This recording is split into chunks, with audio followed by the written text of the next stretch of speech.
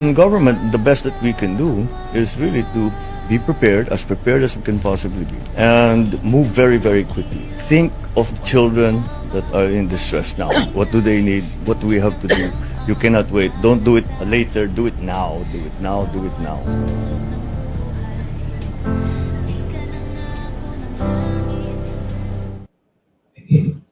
Yan. Magandang gabi po sa inyong lahat, mga ka-BBM. Grabe, panibago yung posisyon ko. Hindi ako sanay sa gilid. Yan. Welcome po sa aming ika-21 na episode ng Salamat PBBM. At as usual, eto na naman tayo magkakasama para pag-usapan ang mga proyekto at mga trabaho ng ating magaling na presidente. Dahil itong programa na to ay ginawa para ipahatid sa lahat ng Pilipino ang mga nagagawa ng ating presidente. Yan. 21 episodes na pala tayo, no? Yes. Parang about more or less 5 months, Oo. right? Mga kayayam, hindi kami tatagal ng ganyan kundi dahil sa inyo, no? Kaya pagpatuloy nyo lang po ang pagsuporta, panonood sa amin, podcast every week. For the meantime, bago po tayo magpatuloy, baka pwede nyo pong i-heart, o mag-comment kayo at i-share ang ating podcast para mas marami po tayong kababayan na makapanood po sa amin ngayong gabi. Huwag niyo po kakalimutan, paki-share po itong live namin na to para marami pong mga ka-BBM o mga kababayan tayong mahatiran ng tamang impormasyon. At saka operator, paki-set nga yung camera sa kita kaming dalawa ni Yayam. Ayun. Ayan. Naka-filter na naman ba kami? Wala, no? Para ang baba mo, Pogi palerista, talaga, hindi. baka pwede mo itaas yung Hindi, sagad na yan eh. sagad na siya. Akala ko kasi naka-filter, wala pala Parang tayong mas filter. matangkad ako sa'yo, pero di naman masyado. Talagang pogi lang tayong dalawa. Ayan. Kung napapansin nyo, dalawa lang kami ngayon ni Yayam Dizon. Wala po si Kakopi.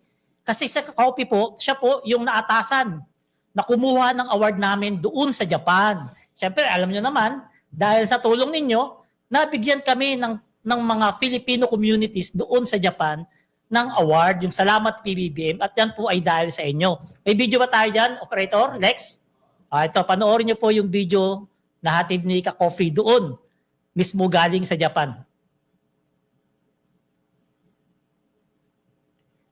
Magandang hapon po sa inyo dyan. Sir Yayam and Palerista, magandang hapon po sa inyo. Sa lahat po ng nakikinig sa atin sa Salamat PBBM Podcast, magandang araw po sa inyo. So nandito po tayo ngayon sa Fukuoka, Japan. Alam mo, may good news kami sa inyo dahil ang Salamat PBBM Podcast bibigyan po ng parangal. Maya-maya lamang po, ibibigyan po ng pagkilala itong Salamat PBBM Podcast. Alam mo, bago lang ito ha. Nakaka-more than 3 months pa lang tayo pero nabigyan na po tayo ng pagkilala ng World Class Excellence Japan Awards o WCJA, no? At alam mo mga ka-BBM, no, kung ano yung ating parangal, Most Informative Political Podcast. Biruin mo yan ha, Most Informative Political Podcast dahil po yan sa mga impormasyon na ating binabahagi sa ating mga kababayan sa pag-feature po, pagtatampok po ng mga ginagawa ng ating administrasyon. Bawal ang fake news sa atin ha. Doon lang po tayo sa totoo. Importante kasi na nagbibigay tayo ng tamang impormasyon sa ating mga kababayan. Kumbaga, ang Salamat PBBM Podcast nagko-connect ito sa gobyerno at sa inyo po sa taong bayan. Kaya malaki po ang aming pasasalamat sa inyo din dahil po sa inyong walang sawang suporta, dahil po sa inyo ikinilala po tayo, no, dito sa World Class Excellence Japan Awards. Mamaya susubukan natin ma-interview si Ma'am Emma Cordero. Siya po ang founder nitong World Class Excellence Japan Awards at alamin natin kung ano yung pinakapangunahin ng programa na ito, itong parangal na ito at ang kanilang organisasyon, kasi isang charity organization din po ito na nagbibigay po ng pagkilala sa iba't ibang mga professional, sa iba't ibang mga individual na nagpapakita po ng natatanging kagalingan. Yan muna ha. Sisimula na maya-maya yung event. Balik muna sa inyo dyan. Sensya na at wala muna tayo dyan. Kayang-kaya na yan ni Sir Yayam at ni Palerista. Balik muna sa inyo. O yan, grabe si Joe Nakabarong Kung kasama natin dito, gumukha tayo security guard nun. Oo nga. Ay, maraming salamat kay Ma'am Emma Cordero. Yung sa grupo nila na nagbigay sa amin. At least, kahit pa paano, napansin nila na itong ginagawa naming pagpa-podcast, informative talaga at marami tayong nahatira ng tamang impormasyon. Ang award namin po ay Most Outstanding or Most Informative Political Podcast, Yes. no? Awarded by ano 'yan? Filipino Filipino community sa Japan. community in Japan, no? Oo. Grabe. Ang dami pala, Maraming salamat po. ang dami pala talaga nating mga ka-BBM dyan sa Japan, no? Kasi tingnan mo kung konti lang sila, hindi tayo mapapansin para mabigyan pa ng award. Di ba? Ngayon, ma'am, may mga nagtatanong bakit daw si Kakopi lang daw nagpunta, bakit daw hindi tayo kasama. Ganito po kasi yan.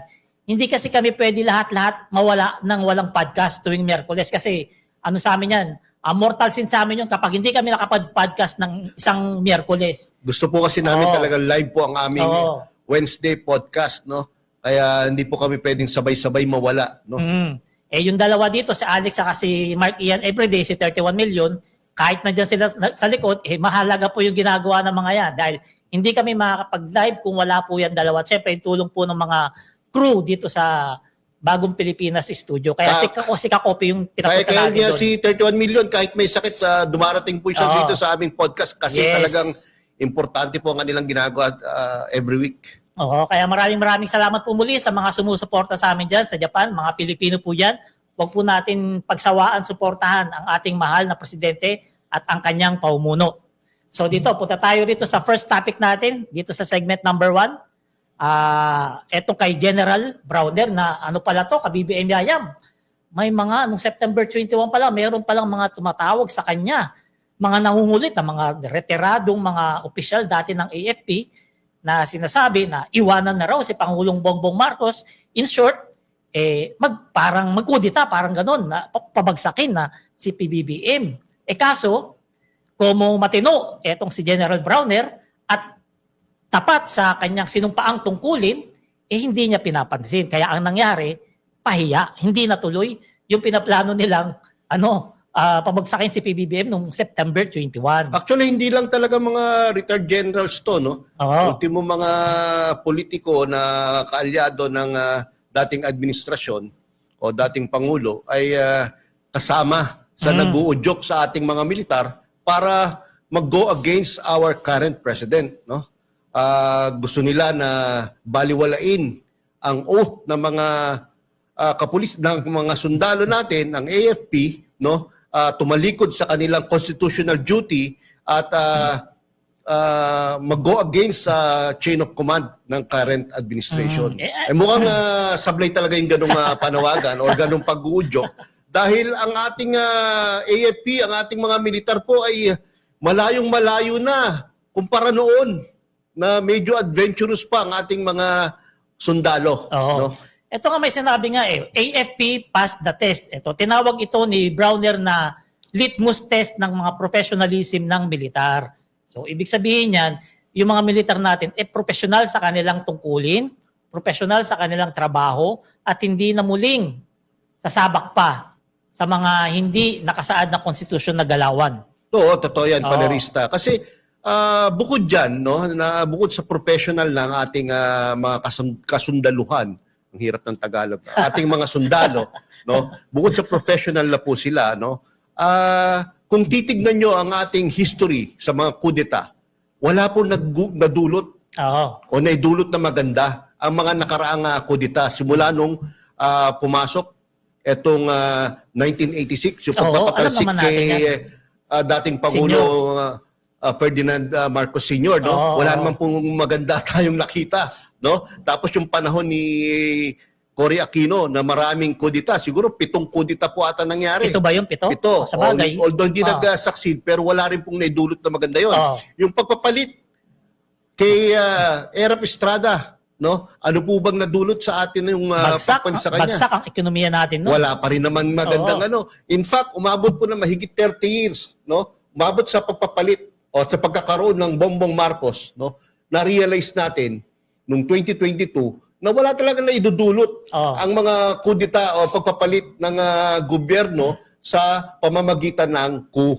Alam mo, Yayam, matatag ang moral ng mga sundalo natin ngayon. Galit yung mga sundalo natin sa nangyayari na corruption sa bansa natin. Pero syempre, kakampi sila ng Pangulo at ng taong bayan at hindi ng mga grupong nagnanais pabagsakin o maalis sa pwesto si PBBM. Kasi yung ang sinumpaan nila tungkulin, doon dapat sa chain of command sila loyal at hindi kung kani-kaninong mga politiko na nagnanais guloyin ang ating gobyerno. Tama.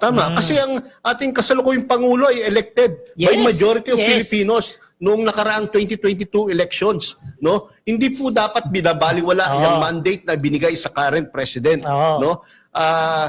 Ano 'yun? Tuwing meron na lang mga tao o grupo ng mga tao na hindi natutuwa sa current president, gagawin na lang ng gagawin yan.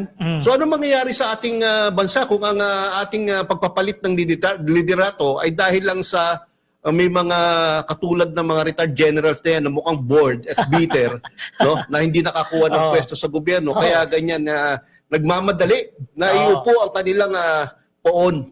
At saka alam din ng mga sundalo natin ngayon na si Pangulong Bongbong Marcos ang natatanging presidente ng Pilipinas na nakakuha ng pinaka-majority na boto ng Pilipino. Isipin Palerista, nyo. 58% mahigit. Isipin nyo ha, no? 31 million yun. Oo. 58% sabi nga ni Yayam. Siya lamang po ang nakakuha niyan. Tinalo niya pa yung tatay niya. Tinalo pa talaga. Kasi diba?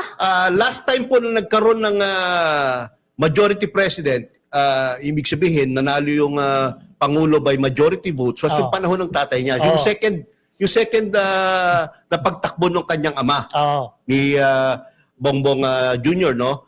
At after that, wala na po tayo naging Pangulo na nanalo ng presidential election ng majority.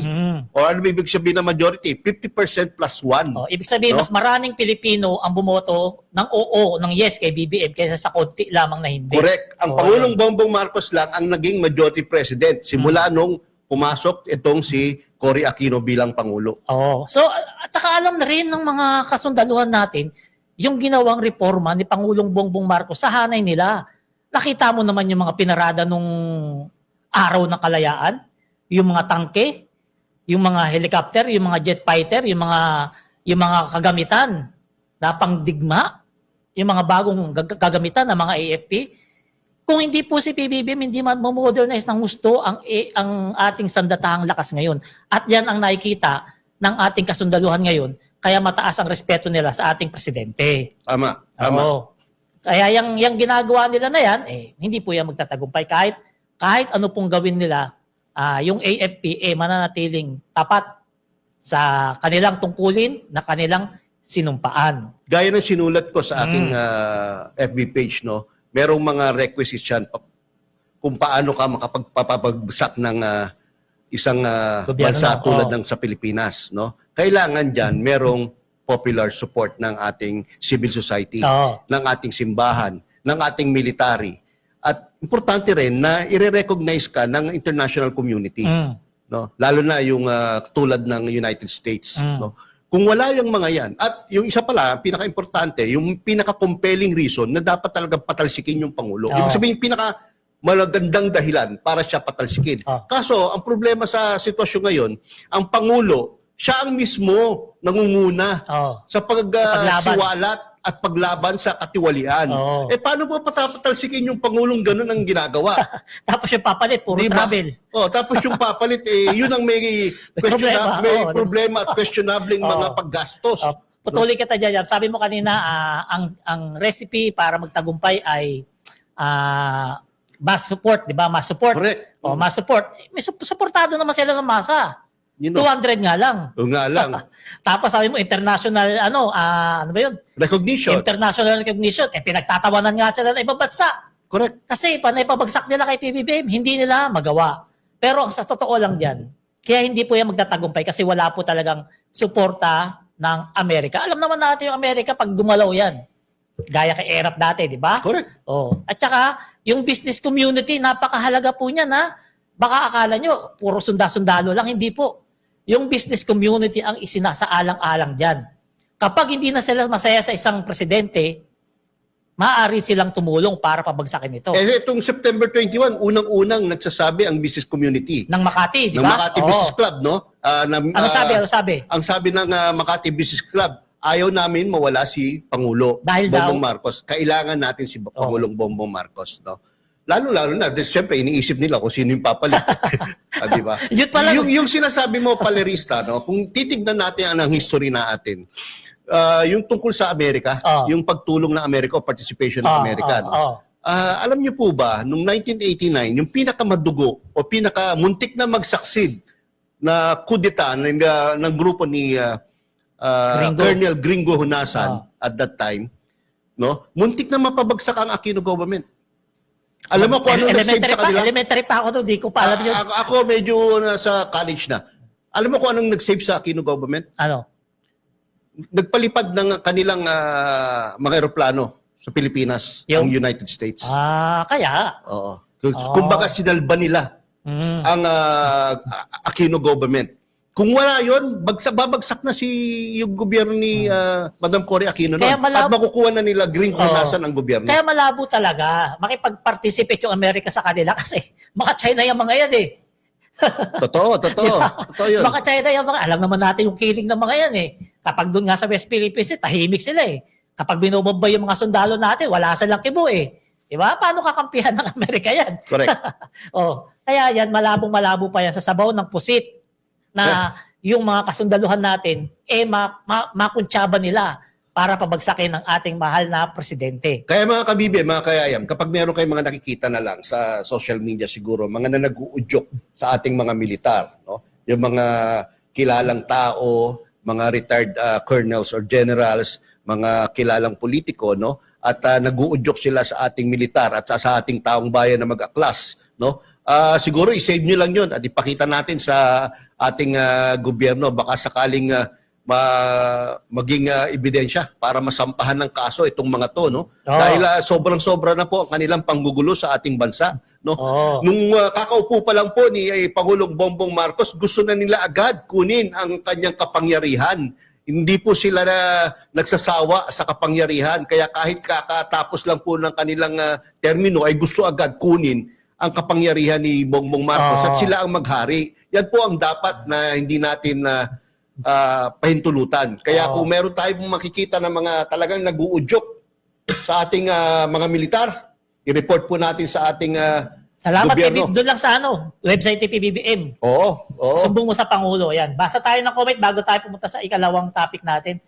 Sabi ni audio please. Wala ba tayong audio? Oy, Sister Nicolo ko, Ate Manu. Audio please. Nahina kapatid mo. Asawa ng brother ko, na abogado. Ito sabi ni Lisa Navarro. Best PBB...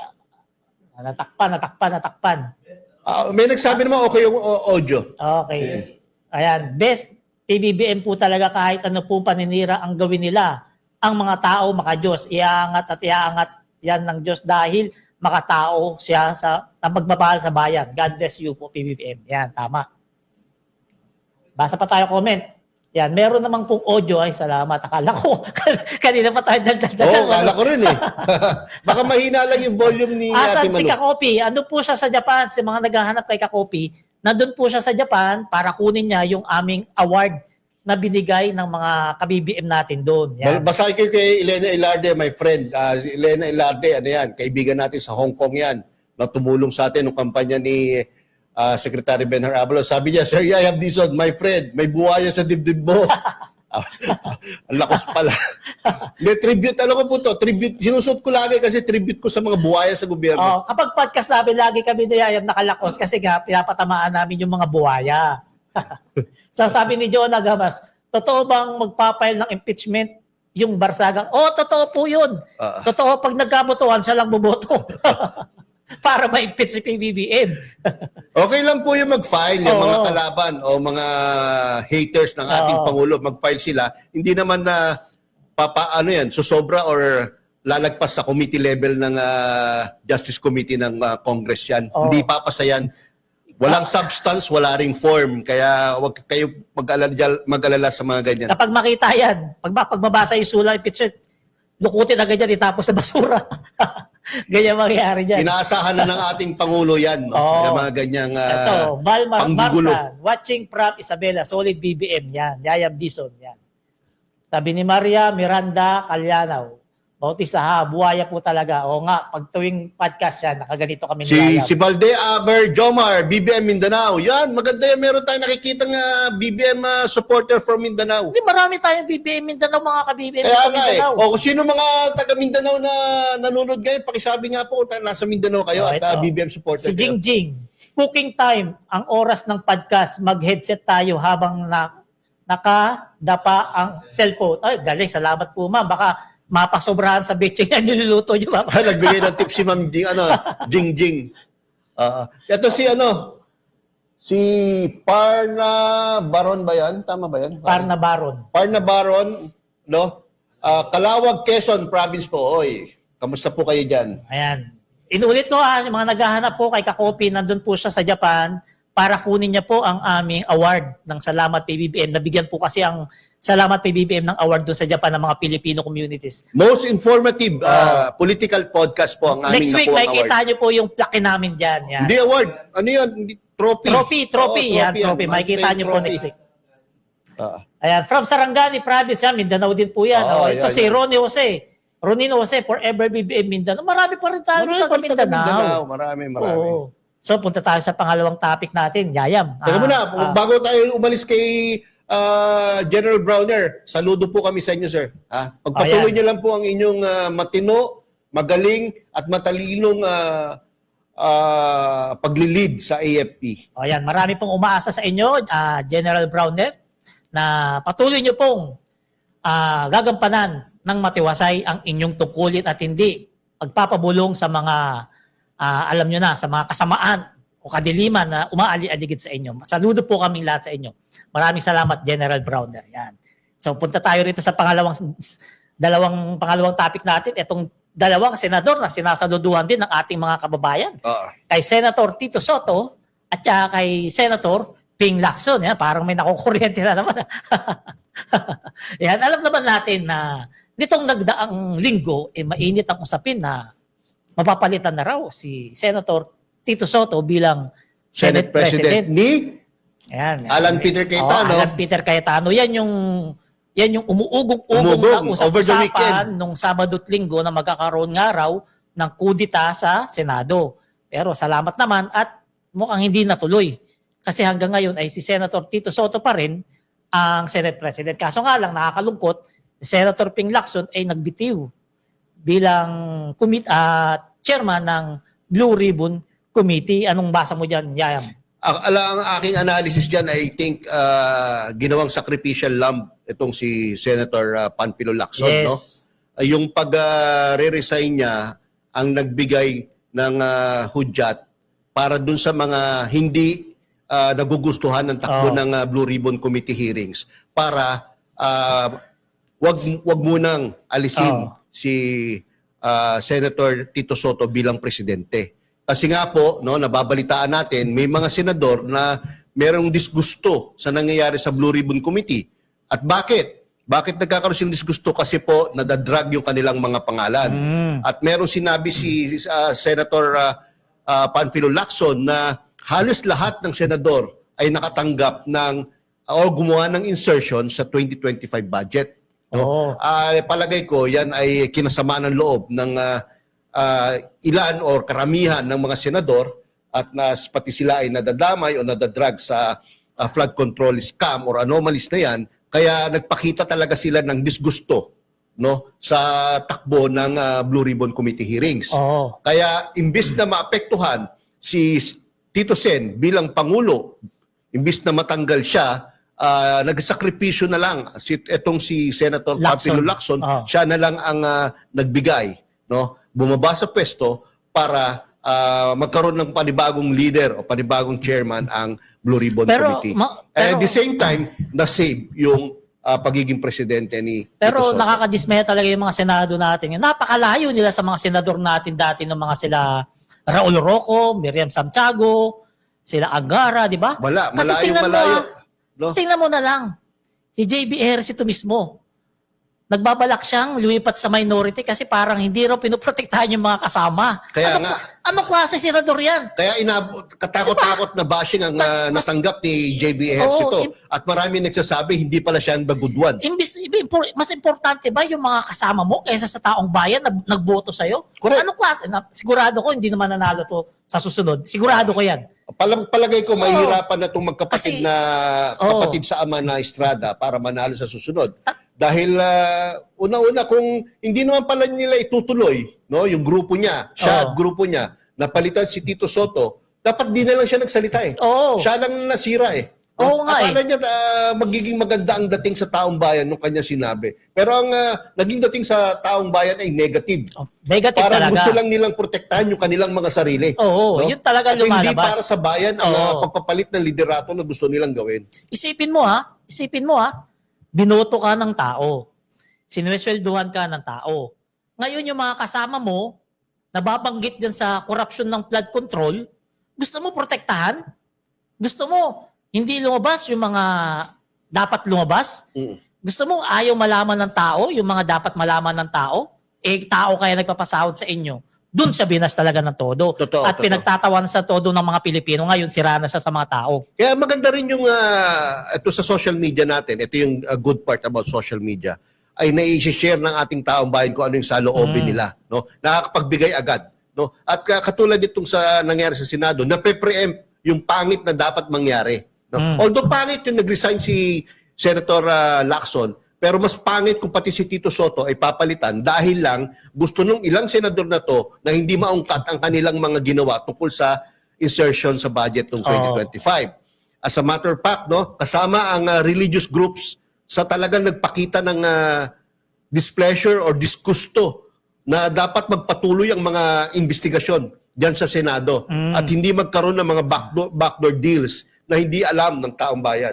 Oo. Alam mo, sa totoo lang, yung religious group versus leadership change, ayon sa Catholic Bishop Conference of the Philippines o CBCP, ayaw nila sa backroom deals at selective justice na pwedeng magpahinto o makagulo sa flood control investigation. Nanawagan sila na ituloy ang investigasyon na walang istorbo. Dapat naman talaga. Ang nakakalungkot lang kasi si Senator Lacson, napakaganda ng ginagawa niyang paglilid dyan sa Blue Ribbon Committee. Sa katunayan, wala talaga siyang takot kung magsalita. Isipin mo, sinabi niya, majority ng mga senador ng 19th Congress ay may insertion. Di ba? Saan ka naman makakita? Kung di ako nagkakamali, 100 billion. Oh, saan ka makakita ng senador na ganyan? Tanging si Senator Panfilo Lacson lamang ang nakapagbunyag ng ganyan. Oh, ngayon, alam natin, ang dami pala. Mga senador nung nakaraang Kongreso, 19th Congress, ang may insertion. Kung hindi pa natin binoto si Lacson, hindi natin malalaman yan.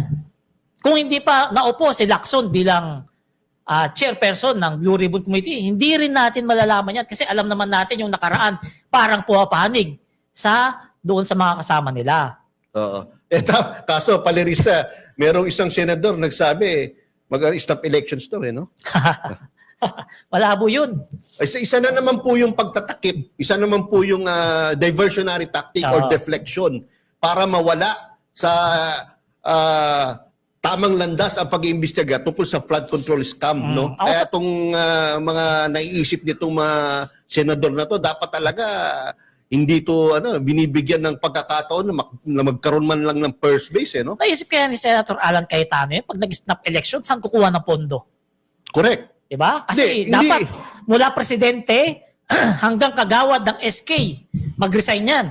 Hindi lang yun, Palerista. One, no, maraming nanalo nitong nakaraang eleksyon na first-timer. Oo. Sa LGUs, Congress, no, mga first-timers. Ibig mo sabihin, dinadamay mo sila. No, dinadamay mo sila sa kasalanan ng mga old-timers. Oo. Di ba? Parang napaka-unfair naman ata yun. Hindi naman ata tama yun. Kakaupo pa lang nila no? Pangalawa, wala naman sa Constitution ng stop elections. Wala. No? So, nakakapagtaka nga na yung nagpapanggap na magaling na abogado, no? Na maraming alam pagdating sa batas, ay siya pa yung mga nagsasuggest o nagbibigay ng solusyon na wala naman sa ating konstitusyon. Tama rin si Claire Castro. Dapat siya una nag-resign. Oo. Kung gusto niya ng stop election. Kaso wala gusto niya stop election. Wala Pero nag-resign. bumabawi kanina. Merong press con ata kanina. Bumabawi. Hindi ko pa napanood. Bumabawi. So, dito tayo sa pangatlong natin. Basa mo tayo sa gitna comment. Yan. Sabi ni Benny Bulan Balanon. Yan. Sana yun. Simula, Marcos na ako hanggang sa uli Marcos pa rin ay salamat. Jerry Valiente.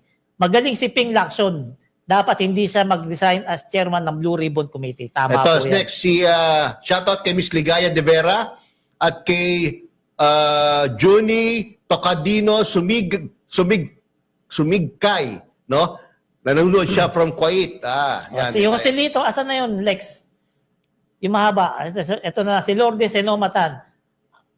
So, Silito, it's a high time na po siguro para kumilos ang taong bayan para ipanawagan ang pagbabago ng Constitution para mapalitan ang forma ng ating gobyerno from presidential to parliamentary form of government. Nakakasuka na ang ginagawa ng karamihan sa mga senador natin ngayon. Agree ako malabo dyan, ito. Mr. Carillo. Pero Agree ako malabo dyan. yan, malabo.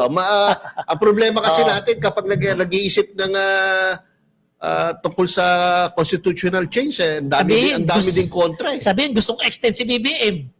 Di ba? Yan ang mga ano nila. Sige, dito tayo sa pangatlong topic natin sa segment ko. Itong ethics complaint kay Senate versus kay Senator Chis Escudero. Kasi alam naman natin na itong si Senator Chis na-issue na tumanggap ng 30 million donation galing sa may-ari ng isang government contractor. Centerways Construction. Ni Lobiano. Oo, Mr. Lobiano. Ang nag-file nito ay isang abogado na si Marvin Aceron, isang private lawyer at matinik na lawyer to. Isinumite ito sa Senate Ethics Committee noong October 4 at ang chairman po niya, kung di ako nagkakamali, ay si JB Ayers ito. Ayun lang. Yan, magiging busy na si JB, hindi na yan magbibitaw-bitaw ng salita na babalik sa kanya. Ito mabigat na kaso to para Oo. kay Senator Oo. Chis Escudero. Dahil una-una, nakakahiya. Pangalawa, umamin siya na tumanggap talaga siya ng 30 million. Oo. Ano? Ang ginagawa niyang defense ay yung 30 million daw ay galing sa bulsa mismo nung nag-donate ni Mr. Lobiano. Yan ang palusot niya. Palusot lang yon kasi yung construction firm po is halos wholly owned nung Mr. Lobiano. Oo. So, whether yung korporasyon na nag-donate, whether yung may-ari, si Mr. Lobiano ang nag-donate galing sa kanyang bulsa, pareho pong illegal according to our law. Oo. No? Kaya itong ethics committee na to, pwede niyang ikatanggal to bilang senador. Oo. No? Diyan masusubukan yung COMELEC. Parang first time yata yan nangyari, no? Mukhang First time, no? ata Na may, nagkaroon ng ganitong, na may isang politiko ganitong, issue. na akusahan na tumanggap ng 30 million na pondo para sa kanyang kampanya. Ngayon, nakakapagtaka rin kasi talaga eh. Simula nung tumanggap si Chis Escudero, dumami yung project nitong Centerways Construction doon sa Sorsogon. Alam mo, Palerista, nakita ko yung figures dyan, no? Oo.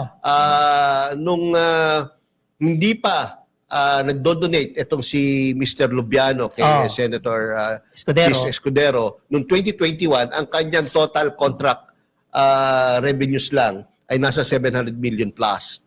No? 720 to be exact. Oo. Pero nung nag-donate na, no, ang kanyang kontrata sa gobyerno ay umabot na ng 16.67 billion pesos from 2022. Times 16, times 15.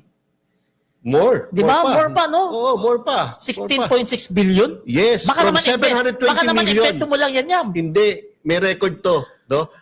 Nasa record 'yan. So nagkaroon siya ng 90 contracts worth 15.9 billion. Grabe, no? So, ano 'yun? Ano lang? Coincidence lang na after siyang tumanggap ng pera na 30 million from Mr. Lubiano na contractor ng gobyerno, biglang naging 16 billion ang kanyang kontrata. Yan ang Napakaswerte naman niya, yan no? ang mahirap ipaliwanag eh. Kung bakit tumaas ng gusto yung nakuhang kontrata nitong si Lubiano sa gobyerno nung nag-donate lamang siya doon kay Senator Chis Escudero.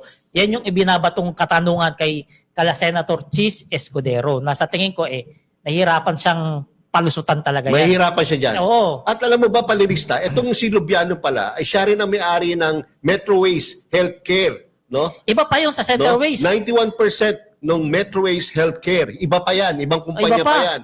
No? Na nagkaroon ng COVID contracts sa Bicol. Iba pa yung flood Iba pa control. yun. Iba pa yung flood controls ka. Meron pa siyang COVID contracts. Baka invento mo na naman yan. Hindi ako nag-invento, Palerista. Wala tayong invento dito sa ating podcast. Puro may resibo ang ating mga sinasabi So, ibig dito. sabihin pala niyan talaga, maraming kakaharaping sakit ng ulo. Etong si Senator Chis Escudero At si Lubiano. ngayong Pasko. Oo, at si Oo, Lubiano. oo. Marami silang kaharaping sakit ng ulo dyan. Oo. At posibleng, pati mga lalo yung mga projects niya worth 16 billion kapag nakitaan ng mga substandard ghost or unfinished projects yan. Oh, Magagaya yan kila Diskaya couple. Ang problema kasi dyan kay Senator Chis Escudero, senador siya, kaya merong conflict of interest and improper influence. Tapos, lumabag siya sa RA 6713, Code of Conduct for Republic Officials, pinagbabawal sa batas ang pagtanggap ng anumang pabor na maaaring makaapekto sa official function. Yan talaga ang pinakadapat niyang Tapos violation sa Omnibus Election Code. Bawal sa batas ang donation mula sa juridical persons with government contracts. Hindi kaya naisip ni Senator Chis yan nung Hindi niya siguro naisip na makikita na sasabog, no? At that time, hindi niya naisip na makikita. Lalo na naging Senate President siya. Pero Hindi niya naisip na yung mga insertions nila sa budget ay lilitaw later on, no? Kaya marami nagsasabi mga abogado dito kay Senator Chis na kulang daw sa training kasi inamin niya. Kulang daw sa training sa pagiging abogado. Kinakalawang na raw yung pagiging abogado niya kasi inamin niya. Which is maganda rin naman. Kasi sa pag-amin niya na yun, mas bumigat yung laban sa kanya. Kaya dyan talaga masusubukan. Inuulit ko mga ka-BBM sa lahat ng nanonood. Etong lahat na sinasabi namin dito, any research nung dalawang nasa likod ng camera namin na si 31 Million Movement at saka si Mark Ian Everyday. Yan. Wala po kaming in-invento rito. Lahat po yan nakasaad po sa balita, sa social media na talagang legit na binabalita. Tama. Yan. Meron pa akong isa. Tariff. Oo nga, yung tariff. Yan, tariff. Yan, ito magandang... bagay na bagay siya dahil kabisado niya tungkol sa bigas. Hindi ko rin kabisado itong tariff, no? Hindi, yung bigay. Yung madali lang yung tariff Etong tariff, last ko pala ito, topic ko sa episode ko, sa segment ko. Alam nyo naman na merong pinasa na rice tarification law nung panahon ni Duterte. Etong rice tarification law nagbibigay ng kalayaan sa mga individual na tao o kumpanya na mag-import ng bigas. Kaya kung napapansin nyo, napakarami ng mga imported na bigas dito sa atin. Karamihan na nga ng tiyatangkilik ng mga Pilipino ngayon ay imported. Alam nyo naman siguro yung Coco Pea. Alam nyo naman siguro yung Hasmin na kulay blue ng mga sako. Alam nyo naman siguro yung mga alsa-alsa, mga ganyan. Lahat po yan ay imported. At yung mga imported na bigas na yan, buwabaha ngayon dahil po yan sa rice tarification law na pinababa ang taripa at wala nang limit yung pag-import ng mga individual importer. Na siya namang tinatamaan yung presyo ng bigas natin na galing sa mga magsasaka. Kasi imbis na makalaban yung mga presyo ng mga bigas natin galing sa magsasaka natin, yung import ng bigas mas mura kaysa bibili nila yung bigas na magsasaka natin. Kaya umaaray yung mga magsasaka natin. Ngayon, etong si Speaker Boji D, pinapanukala niya na ibalik ang 35% tariff sa mga imported rice para maprotektahan ang mga magsasaka at palakasin ang local na produksyon ng bigas. Anong basa mo dyan, Yam? Kasi ang ginawa ng gobyerno recently, pinatigil yung importation ng bigas for 60 days. 90 days na. 90 days. 90 Ang balita ko gagawin na yan hanggang end of the year. Ginawa nila yon hoping na mapapababa ang presyo ng bigas, di ba? At the same time, ma-increase ang buying price ng palay ng mga local farmers. Ang problema po, hindi po nangyayari. Okay? So, ang gusto ngayon ni Speaker Boji D, na kung pwede, gawin ng gobyerno na ibalik sa 35% ang taripa ng importation ng bigas. From the present, kung di ako nagkakamali, 15% lang ngayon. Maganda po yun para magkaroon naman ng makakompetensya naman o makakompete naman ang ating mga local farmers, diba? Para naman na hindi masyadong mura yung mga imported bigas at yung maitaas yung buying price ng mga palay ng local farmers. Alam mo kasi, Kayayam, ang problema kasi sa atin dito, parang hindi nababantayan. Ako sa totoo lang, kabisado ko yan, araw-araw ako bumibili ng bigas. Araw-araw, nakakaubos kami ng 200 sako. Nakikita ko hanggang ngayon, meron pa rin yung mga imported, although pahirapan, pero may mga dumarating pa rin. Dumarating pa rin na, alam naman natin, galing ng ibang bansa, Thailand, Vietnam, may dumarating pa rin. Sa kabila ng September 1, in-implement na yung bawal na yung mag-import Pero bakit may nakakapag-import pa rin? Nakakita pa pag pumunta tayo sa Bulacan, meron pa nakikita mga truck na nagbabagsak na mga imported na yun bigas. nga, Ano? yun nga ang ano dyan. Kaya, ay nako. At saka ang ano ngayon, lalong nagmahal tuloy yung mga Siguro imported dapat na yan. mag-shoutout talaga tayo kay Secretary Kiko Laurel. Ayaw kasi tayo pagbigyan ng-interview niya ni Oo, Secretary. Sana, Secretary, magpa-interview po kayo dito dahil ang mga followers po namin, daan-daan libo po, marami po sa kanila magsasaka na talagang umiiyak na po sa amin. Pina-private message po kami, no? Dahil napakababa po ng bilihan ng presyo ng palay. Magkano yung sinabi sa'yo pinakamamura? Meron pinakamababa, may 6 pesos pa, 8 biruin mo pesos. No? Kawawa naman po ating mga magsasaka. Kaya nga dapat gawin po ng gobyerno, no, ay mabilisan, desisyonan itong mga bagay tungkol sa pagpapaangat ng presyo ng palay para sa mga local farmers. No? Hindi po pwede dito yung yung babagal-bagal. Oo. Kailangan po natin na mas mabilis na aksyon dahil kawawa naman po yung ating mga magsasaka. Anihan na naman po ngayon. Oo. Yung maaani nila ngayon, kung bibili na naman sa mababang presyo, lugi na naman po sila. Hindi na naman makakabayad sa mga kanilang pinagkakautangan. No? Hindi kaya pwede bantayan yan ng Department of Agriculture kapag bilihan ng palay, bentahan ng palay ng mga magsasaka? Kasi kung gugustuhin, may paraan talaga eh. Luging-lugi talaga yung magsasaka. Pero mo 6 pesos, magtatanim ka lang ilang buwan, magpapakapuyat ka, magpapakainit ka, tapos 6 pesos per kilo, per salop ang bibiliin sa'yo ng mga dorobo ng mga trader na yan. Alam ko bawat region, merong DA officials and employees, no? Bakit hindi na babantayan ng husto si yan? Secretary Laurel, alam naman natin mahusay sa trabaho niya yan, tapat sa trabaho niya. Kaso ang problema, yung mga nasa ilalim niya, ng mga department sa bawat lugar, baka yun yung mga patulog-tulog pakaang-kaang. Oo nga. Diba? Mukhang di ko alam yung pakaang-kaang. Palerista, baka pwede mo explain sa akin yun. Pasensyor ka sa akin, kasi alam mo yan. Alam nila yan. Alam mo mga nanonood sa atin. Pakaang-kaang. I-comment nyo nga, Tagalog ba yung ano yung pakaang-kaang. Yan, alam ng mga matatanda natin ng mga nanonood dyan. So ito nga, si former Speaker Romualdez, na nag-file siya ng House Bill number 1 of the RICE Act, Rice Industry and Consumer Empowerment, na naglalayong i-amend ang RA 8178 para mas mapaganda ang buhay ng ating mga magsasaka. Sana mapabilis ang kilos tungkol dito sa mga issues tungkol sa palay, no? Okay. So basa muna tayo ng comment. Medyo haba ng segment ko. O yan, sabi ni Star Barrett, always watching from Italy, panahon na para panagutin ang mga wala magnanakaw ng kaban ng bayad. Kapag may mga personal na interest po, hindi na nila naiisip ang kahinat na ng ginawa na. Totoo po yan. Ayan.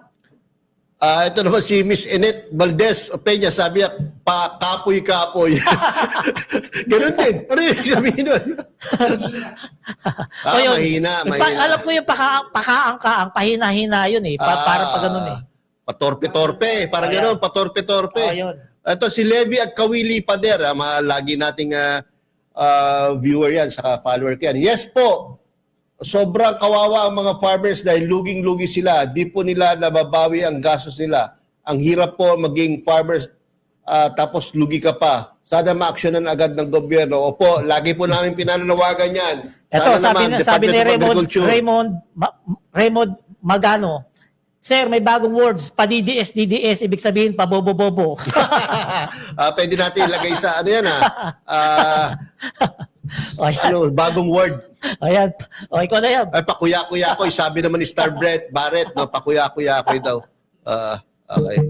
Okay, mapunta po tayo sa segment ko. Bago ko pumunta sa mga topics, no, gusto ko lang pong basahin ang aking editorial, no, sa araw na to, no. Ito po, 'di ba, araw-araw meron po ako lumalabas na editorial sa aking page, no.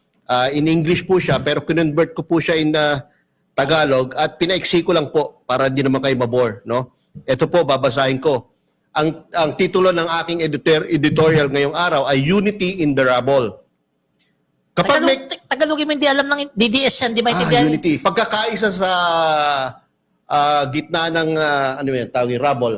Yung pagkakawasak-wasak. Yun, yung yan. parang inawasak. Katulad nung yung church po sa Cebu, no? Sa Yan. Bogus City, no? Bumagsak po yung church, no? Nasira, no? Kapag may kalamidad, lindol, bagyo, baha o sunog, wala nang kulay politika. Walang DDS o dilawan, walang red o yellow, loyalist, basher o hater. Ang mahalaga lang ay kung sino ang handang tumulong, magbuhat at umalalay sa kapwa. Kaya mali na gawing entablado ng politika ang disaster response. Hindi ito panahon ng finger pointing o credit grabbing. Bawat maliit na tulong, bawat donasyon, bawat volunteer effort, napakalaki ng epekto sa mga nawalan ng lahat. Tunay na patriotismo ay hindi TARP, press release o photo op. Ang tunay na patriotismo ay sakripisyo, pakikipagkaisa at pagiging tao para sa kapwa. Tulad ng ginawa ng mga Thai at Koreano na nag-donate ng alahas para iligtas ang kanilang ekonomiya o mga Hapong nagpakita ng disiplina at bayanihan matapos ang tsunami. Tayo mga Pilipino may bayanihan din. Napatunayan natin ito sa Pinatubo at Ondoy. Pero tanong, nakikita ba natin ito ngayon mula sa ating mga leader at sa ating mamamayan? O inuulit lang natin ang parehong pagkakamali sa bawat kalamidad gaya ng nangyari sa Cebu earthquake? Yan po ang aking editorial today. Ayan, napakaganda nun niya, ma. Kasi napapansin mo, no, nung nakarang Cebu earthquake, no, papugian, credit grabbing, siraan ng ganito, no, ang daming naratibo ng mga DDS against PBBM tungkol sa 20 pesos na bigas. Bakit daw nagbebenta pa ng 20 pesos na bigas? Tapos andyan yung nauna pa daw si BP Sara Duterte kay Pangulong Bongbong Marcos. Si Pangulong Bongbong Marcos nasa Masbate, no?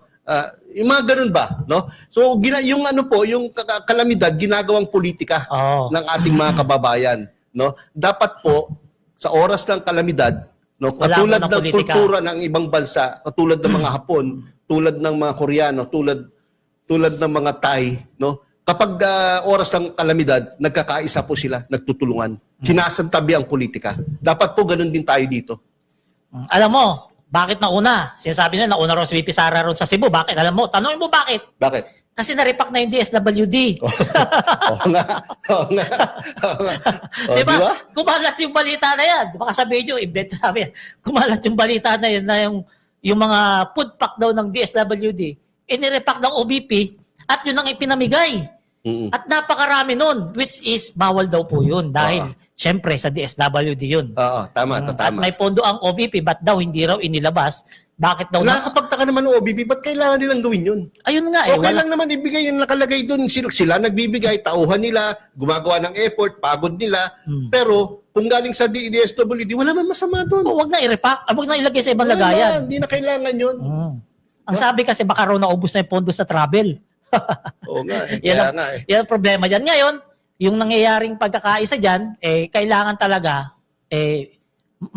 maghari yan sa puso ng bawat Pilipino tuwing may sakuna. Kalimutan. Hindi na muna politikahan. Walang mangyayari sa atin dyan. Kung di ako nagkakamali pa lyrics na meron kang content na sinabi mo yan. Na pagpanahon ng mga kalamid, katulad yung sunog sa Cebu, sa Davao. Oo, Tama, Davao. napanood ko yung content, no? Dapat pag tungkol sa mga ganyan na kalamidad, like sunog sa Davao, ginamitan ng politika. No? Dapat hindi po tayo. Paul yun. Foul talaga yun. May marami rin mga kakampi natin yun. Para po tayong hindi tao sa ginagawa natin ng ganun. Okay, mapunta tayo sa isa pang balita na Kay Idol. Nagpaiyak sa iba. Masamang balita ako sa kanila. Yung iba, umiyak sa tuwa. Yung iba, umiyak sa asar. No? Dahil ang nangyari po kahapon, na-appoint na po, no? Formally, officially, si Secretary Jesus Crispin Boying Remulla bilang ombudsman. Yan. Anong masasabi mo dyan, palarista?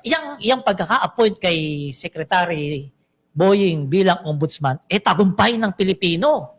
Talagang maraming mga Pilipino ang nagsasaya kagahapon kasi nga ramdam nila na nagkaroon na ng kakampi ang mga Pilipino sa katauhan ni Boying Remulla sa ombudsman kasi ramdam nila yung mga nakaraan walang nakukulong. Oo. Ang daming buhaya, pero parang walang naipakulong ang Oo. ombudsman. And then considering yung track record ni Boying Oo. Rimulya, no, na matikas, no? At walang pare-pare, walang prat-prat. Yan ang gusto nila dyan. Brother, no? Yan ang gusto nila dyan kay Boying. Boying Rimulya. Matikas, may isang salita. Oo. Kapag sinabi niya, yun ang mangyayari. O ngayon, etong si Ombudsman, Boying Rimulya, ang term of office niya ay maglilingkod siya hanggang 2030. Naku, tagal nilang iiyak. 7 Pitong years. taon, 2032. Kumbaga, Totoo yan, iba na ang 2032. Pangulo sa 2028, bumaba na si Pangulong Bongbong Marcos, ombudsman pa rin si Boying Ano yan, Rimulya. hindi siya pwedeng palitan nung susunod na presidente? Ang position po kasi na ombudsman is impeachable offense. Impeachable Official yan. official. So, pwede lang pong matanggal ang isang ombudsman kapag in-impeach. Katulad nung nangyari kay Merceditas Gutierrez nung panahon ni GMA. Although, hindi naman siya na-impeach talaga Nag-resign dahil siya, nag-resign. nag-resign. Pero yung impeachment sa kanya, yun ang nagtulak para siya mag-resign. Oo. So, etong pagkakatalaga kay Secretary Boying Rimulya, maghahatid ng maraming pag-asa sa mga Pilipino, lalo na sa panahon ngayon dahil alam naman natin na ang daming mga politiko ang nasasangkot sa katiwalian, especially dyan sa flood control. At Meron pa. Isang kababayan natin nag-comment o nag-post na dapat daw buksan ni Secretary Boying Rimulya yung Parmali scandal ni dating Pangulong Duterte. napanood kayo. Dapat Sinabi daw, ni Senator Gordon. dapat daw pag-aralan muli yung kaso ni dating Pangulong Duterte diyan sa Parmali scandal. Ang laki pala na involved doon. Ang laki. 11 billion minimum to up to 40 plus billion pesos. Oo, napakalaki talaga. So Kaya, dapat talaga buksan din talaga yan. No, hindi lang 'yon. Hindi lang yung Parmali, pati yung overpriced laptop. oo. No, na billion-billion din ang ginastos, no. Oh, so, nung panahon pala ni Martires ay pahirapan ang pag-access sa SALN at tinitigil ang lifestyle check. Sinabi ni Rimulya na re-reviewin niya ang mga ito, which is maganda. Yan ang maganda diyan. Oo. Maganda. Ngayon, etong sa SALN, alam naman natin, dito nagkakabukingan ang mga dapat mabuking sa mga politiko. At dapat hindi talaga pahirapan ang kumuha nito. At dyan pabor si Sekretara, si Ombudsman, ano ba tawag dyan? Sekretary? Hindi, no? Hindi, ombudsman. Ombudsman. Boying Rimulya. Yan. Kasi kung matatandaan natin, mga kabibiyem, mga kayayam, no, yung panahon ni Digong, si Digong ayaw maglabas sa SALN. Oo. Kaya kung ano naging policy ni Digong tungkol sa SALN, yun din ang ginawa na policy ni Martires, Ombudsman Martires, no?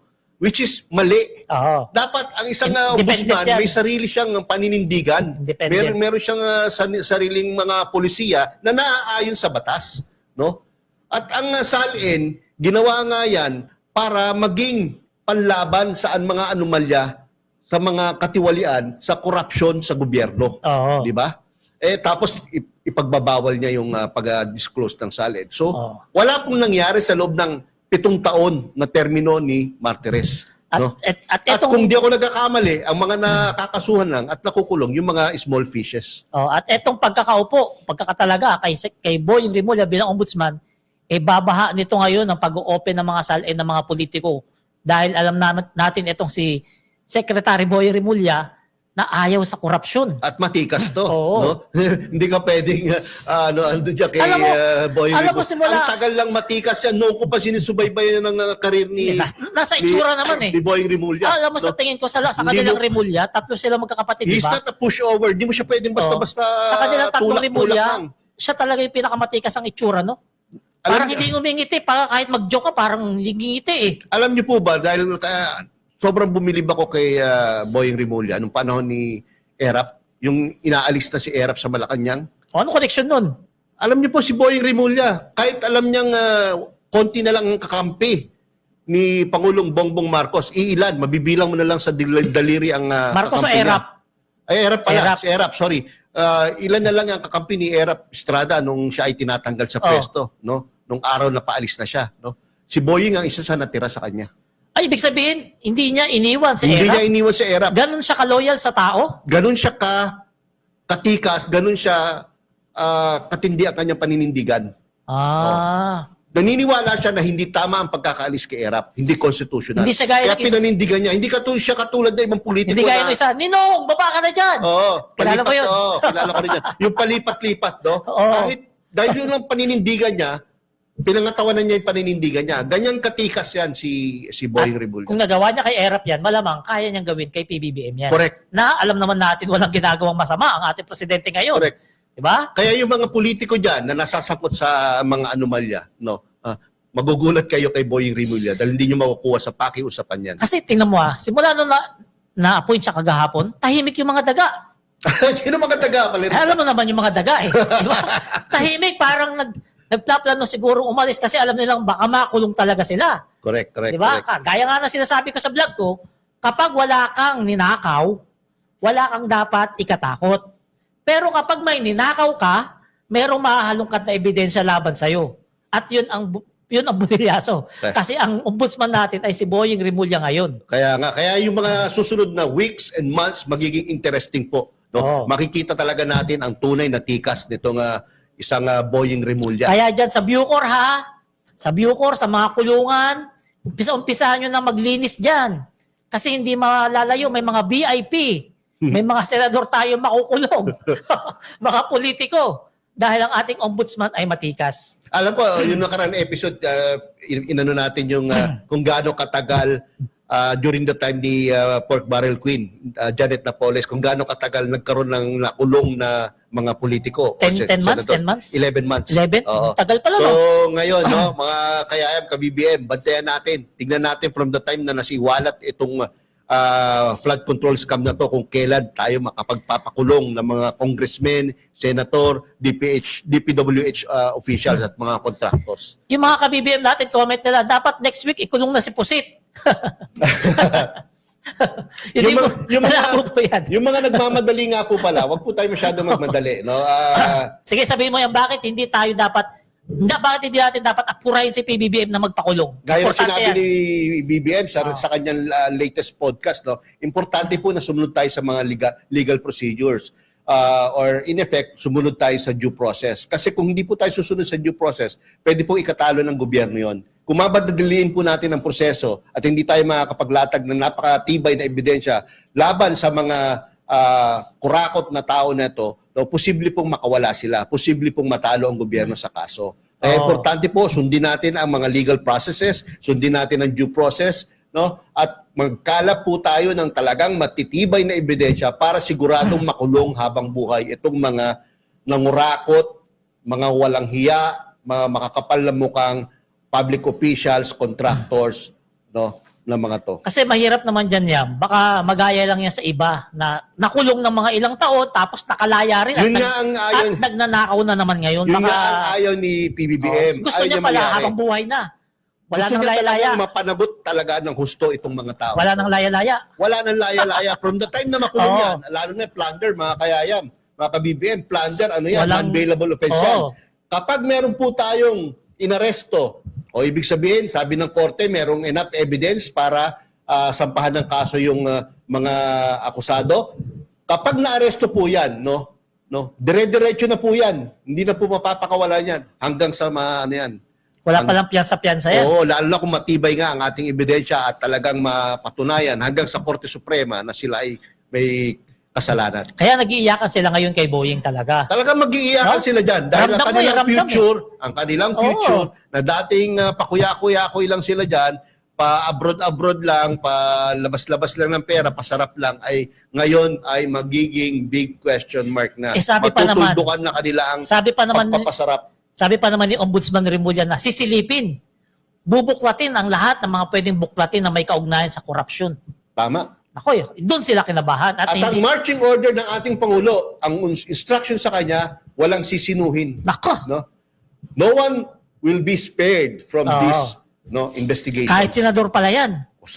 Makikita mo naman, kahit sa ICI, sino mga iniimbita ng ICI? Ngayong araw na to, sino iniimbita? Sila, Congressman Martin Romualdez, no? Si Zaldico, no? At kung di ako nagkamali, nakasama pa yung ating DBM secretary. Lahat sila, no, gustong matanggap yung side nila ng ICI para magkaroon ng mas kumpletong investigasyon tungkol sa nangyaring flood control scam na yan. Ang ganda ng comment ito ni Joselito Carrillo. Very exciting ang susunod na mga araw ng PBBM administration. Lalo na ngayon, si Ombudsman Boying Rimulya na ang hahabol sa mga umaabuso sa pera ng bayan. Congratulations po, Ombudsman Remulla. Tama yan. Tama yan si Lito Carrillo. Next yan. Ano ba itong ano? Ito na naman, isang magandang balita na naman mga kayayam, mga ka-BBM, no? Yung Anti-Money Laundering Council, no? Naglabas na po sila ng ikalimang, no? Freeze order, no? Actually, nag-issue ng freeze order ng mga assets ay ang Court of Appeals, no? Oh. Nakakuha na sila ng ikalimang freeze order, no? Sa ngayon, no, ang total ay nasa 4.4 billion pesos na. No? Lahat-lahat yan. Lahat-lahat ng assets ng kanilang na freeze, no? Ito ang mga sumusunod na number, no? 1,632 bank accounts ang frozen, 54 insurance policies, 163 motor vehicles, 40 real properties, 12 e-wallet accounts, bringing the total value and immobilized assets of 4.4 billion pesos. Mga kaya magandang umpisa na yan, no? Although sa tingin ko, konti pa yan, maliit pa yan, hindi pa lahat ng mga involved sa scam na to ay kasama dyan, pero malaking bagay na po yan. Magandang panimula na po yan, no? Ibig sabihin, meron na tayong Natatanaw na liwanag. no? Na maliwanag at tumatakbo, no? So yung pagpipris ng AMLA dyan sa mga ari-arian na yan, ng mga sangkot sa flood control, may ituturing na natin na tagumpay yan ni PBBM. Oo naman. Kasi Oo yung pera naman. na 4.4 billion, maaari pang gamitin sa mga pangangailangan ng gobyerno natin, especially dyan sa zero billing, Correct. sa pagpapagawa ng eskwelahan, sa tulong sa baon o tuition ng mga estudyante natin. Murang bigas. Oo. Yung 4.4 billion na yan, dapat talaga mabalik yan sa taong bayan kasi nga tax natin yan. At hindi yan mangyayari kung hindi pinangunahan ni PBBM ang paglaban sa mga buhaya ngayong panahon na ito ngayon. Panirista, kung di si BBM ang namumuno dyan sa paghabol sa mga kurakot na yan, ano? Hayahay. Hayahay yan. Hayahay pa rin. Wala, lagayan na naman yan. Oo.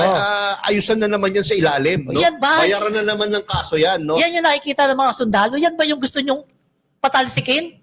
Yung isang presidente na lumalaban sa korupsyon, na may 4.4 billion nang mababawi ang gobyerno mula sa mga buhaya to. Isipin mo, ilang sasakyan yun? 130 So, 163. 163 luxury car yun. Luxury car yan. Isipin mo naman. Umpisa pa lang yan. Oo. No? Umpisa pa lang. Marami Wala. pa silang inahabol. Partida, wala pa dyan yung sa mga politiko. Wala pa. Wala pa, ha? Isipin mo. Contractors pa lang ata yung Kontraktor karamihan sa dyan. empleyado ng DPWH, sa tingin ko kasama dyan.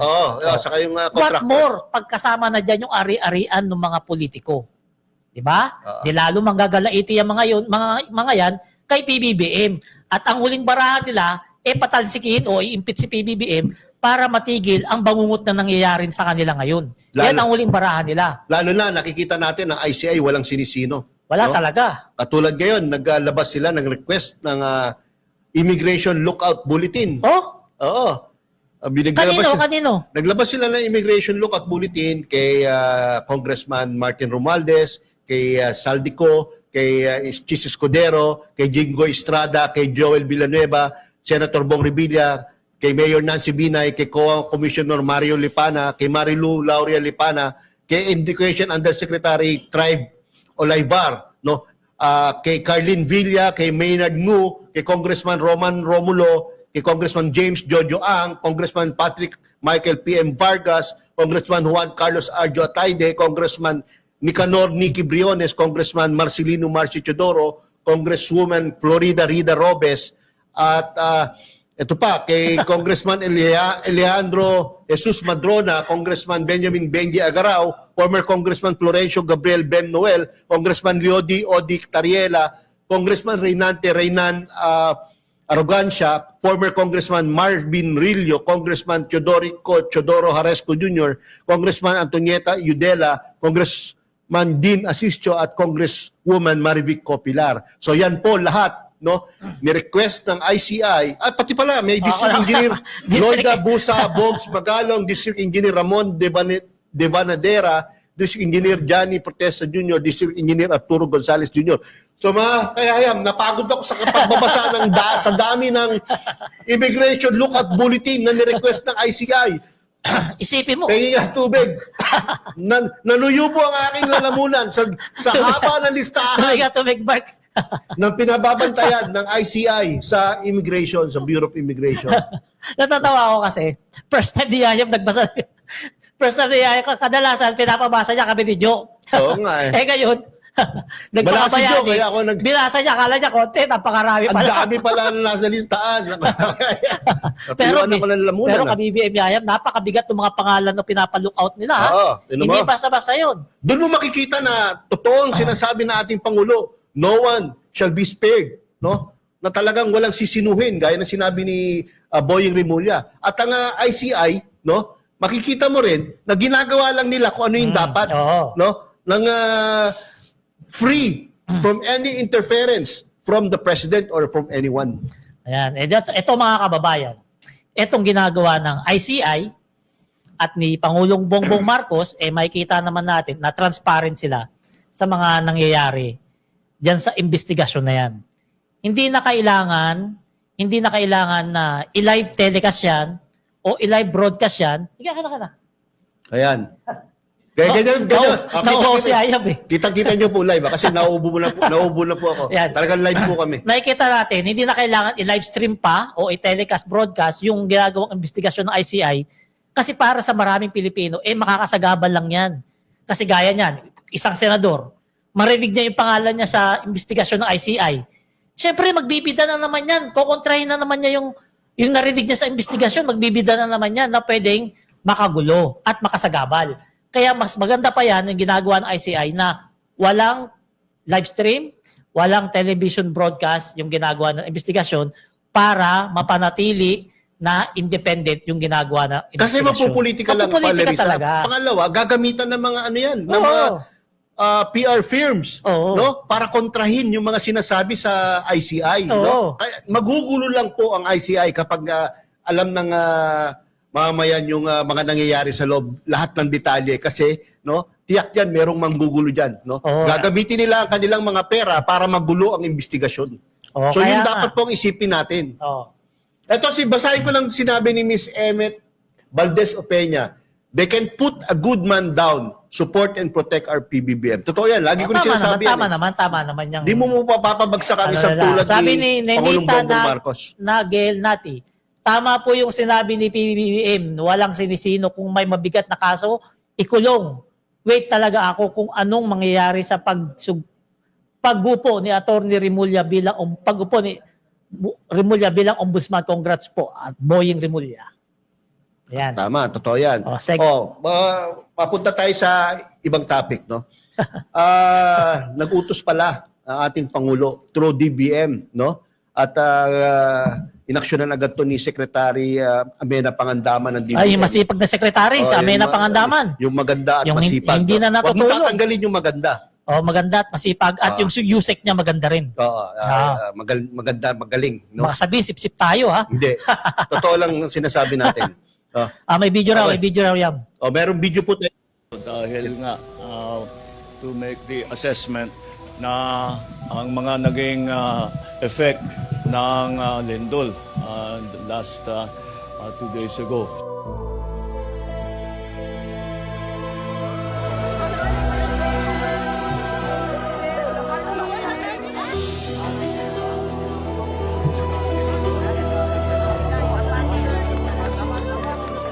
Ang nakikita namin that are still problematic are the distribution of water and food.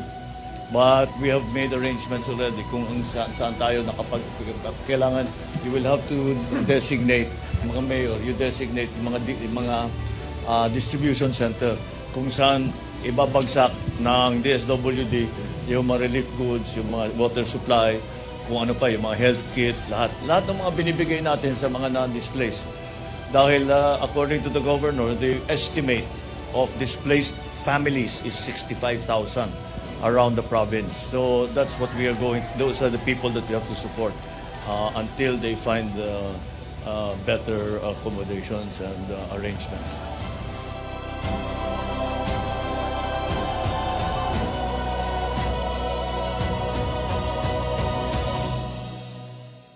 Grabe, nakakatouch yung bata. Nakakatouch yung bata na pinunasan Oo, ng sa- ni Pangulong Bongbong Marcos sa sarili niyang panyo yung mukha niya. Sa Cebu ba yun? Yung pag-iyak niya. Sa Cebu yun. Oh. Sa Bogo City yun. Oh, Yung grabe. Bogo City kasi ang pinakamatinding Oo. tinamaan ng earthquake nitong So, nakaraan. ibig sabihin pala niyan, si PBBM nagbigay, magkano yung pondo binigay niya? 1.6 billion. 1.6 billion na calamity fund. Ngayon, yung breakdown niyan, gusto mo ikaw magbasa yan? Yung Wala ko sa- 625 billion para sa DSWD Quick Response yan. Fund. Oh. Ito yung lalaan ng pondo para sa prepositioning ng mga goods sa DSWD. Bakit malaki sa DSWD? O kasi marami sila, Oo. sila talagang nangunguna sa mga calamities, no? Na nagbibigay ng pagkain, ng nakita mga mo ba gamit, yung no? food pack nila kung gaano karami? Oo. Kung gaano siksik-liglig Siksik, yung liglig. kahon nila. At Oo. iba pa yung kahon na habang hinihintay mo yung food pack, mayroon sila pinamimigay na food pack na wala nang luto-luto, ready to eat na. Oo, totoo yun, totoo yun. Bali, dalawang kahon yung pinamimigay ng Iba-iba pa eh. Meron DSWD. pang meron pang, depende kasi sa kalamidad eh. Iba pa Kunyari, yung- earthquake, fire, iba yung meron pang additional na bibigay doon, katulad ng kumot, no, tuwalya, damit, etc. At wag natin kalimutan dyan, yung charity timba ni Mel Robles. Lagi nandyan yan, Ha? tiyak yan. Oo. Charity timba na punong-puno yung laman ng timba ng hirap buhatin sa bigat ng daming Oo, laman. oo, totoo yan. Ngayon, Pangarap ko nga magkaroon ng charity ba? ikatlong replenishment ng built-in QRF para sa reconstruction ng rehabilitation. O 1 billion ang nilaan dyan, panlirista. 1 billion. O para naman mapunta sa DPWH. Ah, Para sa DPWH. pagre-rehabilitate o pag-kumpuni ng mga nasisirang mga At infrastructure. tiwala tayo dyan na yung 1 billion na yan ay mapupunta sa mabuting kamay kasi si Secretary Vince Vince Dizon Dizon ang dyan eh. ang namumuno dyan. secretary dyan. Correct, At correct. kilala naman si Vince Dizon na talagang matuwid at maayos na leader. Ngayon, tungkol sa Quick Response Fund o QRF, standby fund para sa mabilis na relief at recovery. Maraming humihiling ng replenishment. Maaring humiling ng replenishment ang mga ahensya kapag ang QRF ay bumaba sa 50% balance. So, ibig sabihin, may mga nakareserba pala talagang pondo Para dyan sa mga, para sa ganyang, mga kalamidad. disaster ng calamity. Kasi grabe talaga yung nangyari Oo. sa Cebu. Kailan ba yun nangyari? Kailan ba yun? Last, Martes? parang ganun. Kasi Miyerkules, tinapik na natin yan. Tama. Last Wednesday, tinapik na natin yan. At kung di ako nagkakamali, mahigit 70 ang nasawi dyan at mahigit 200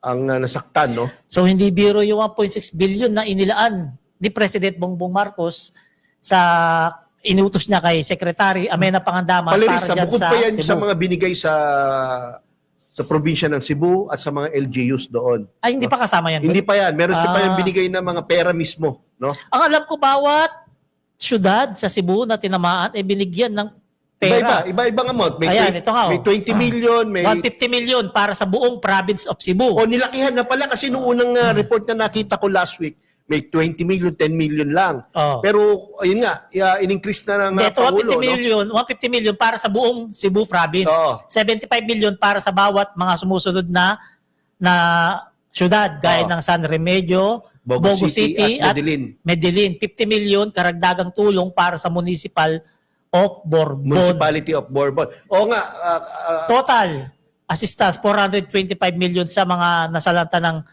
lindol diyan sa Cebu. yan Grabe. kasi yung mga talaga yung LGUs na tinamaan ng matindi. Iba pa yan doon sa 1.6, yung 425 million, iba pa yan sa 1.6 billion na nilaan ni PBBM. Correct.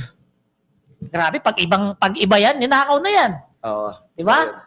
Pag iba yan, yan ang dahilan kaya si PBBM ay hindi dapat pababain. Yan ang dahilan kaya si PBBM ay nanatili sa pwesto dahil sa mga ganyan. Dahil yung mga pinamimigay niyang tulong ay hindi basta-basta. O kaya kung yan ay mapunta sa ibang mga namuno, ay malamang tiway-tiway na naman. Kaya yung mga taga dyan sa Cebu, Oo. taga dyan sa mga LGUs na binigyan ng pera, no? Tingnan nyo rin kung talagang naibigay. Meron pala tayong Nagagamit good news. Teacher, Ay, malapit sa puso ni PBBM to. Oo. Merong magandang sinabi ang ating Pangulo, no? Nung isang araw po, kailan ba yan? Monday, no?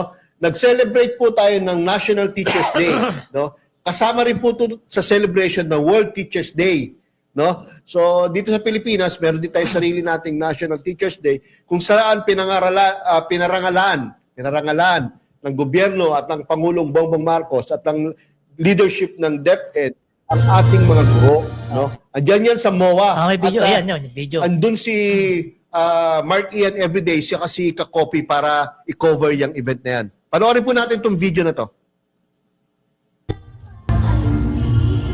Please be Hindi, merong speech na maganda dyan si Pangulong Bongbong Marcos. Ang dami no, teacher lahat yun. Oo. Ang sabi ni Pangulo Bongbong Marcos dyan, at nakakataba naman ng puso, ang sabi niya, hindi ako ang guest of honor dito. Mali itong ginawa niyong programa ngayong Bakit araw. daw? Bakit daw? Dahil ang guest of honor daw, sa araw na yon, dyan sa Mall of Asia, ay ang mga guro na Wow. pinaparangalan nila. Sinabi ni PBBM yun? Yes, sa Hindi kanya palakpakan nanggaling na naman yung mga teacher doon. Oo. Tapos dyan siya nag-announce ng kung ano-ano pang mga bagong batas Oh, na ito pala. nag-benefit sa ating mga May mga programa palang ginawa para sa mga teacher. Kabalikat sa Pagtuturo Act, tax-free na ang 10,000 teaching allowance para sa public school teachers. Kasi yung teaching allowance ngayon ng mga guro, kung hindi ako nagkakamali, 5,000 lamang. dati. O ngayon, itinaas yan. Siyempre, si PBBM, Dinoble. malapit sa puso niya ang mga guro, kaya yung 5,000 teaching allowance sa mga teacher ay ginawa niyang 10,000 tax-free. Tax-free pa, hindi babawasan ng tax. O, so ano ba yung mga teaching allowance yan? Yung sa mga chalk, sa mga Manila paper, sa mga kartolina, yung sa mga ganyan ba? Oo. Kasi dati 10,000. inaabunuhan ng mga teacher, kawawa mga teacher. Oo. Pagod na tapos inaabunuhan. Siguro kayo, wala nag-teacher, nagbebenta, naglongganisa. Sa dami nilang Correct. benefits kay PBBM. Tapos alam mo, isa pa sa maganda narinig ko sa kanyang speech, ay ang mga teachers magtuturo na lang sa loob ng 6 na oras. 6. 6 na oras. Kapag sumobra doon ang kanilang pagtuturo, meron na silang overtime. Wow. Hindi katulad doon, 1 to sawa, walang overtime. Di ba? Tapos, nireduce pa ang kanilang paperwork na dati ang dami. Ngayon, 5 na lang ata ang kanilang pinifill upan ng mga paperworks. Ganun? Oo. Bakit dati ba marami ba Ang silang dami trabaho report paperwork? siya. Kasi kahit nung bata tayo, makita natin mga teachers natin, ang dami din kung ano-ano mga sinasabit ng mga lesson reports, di plan ba? pa yan eh. Oo. Ngayon, hindi na, 5 na lang daw. Na-reduce na to 5. Oo. Kaya napakalaking bagay yon. Pero ang pinakamalaking bagay na binanggit ng ating Pangulo ay yung 26 billion pesos na dapat ay sa flood control project, no, dinivert na lang sa DepEd. Para sa? Classrooms, child nutrition, teacher compensation, technology sa schools.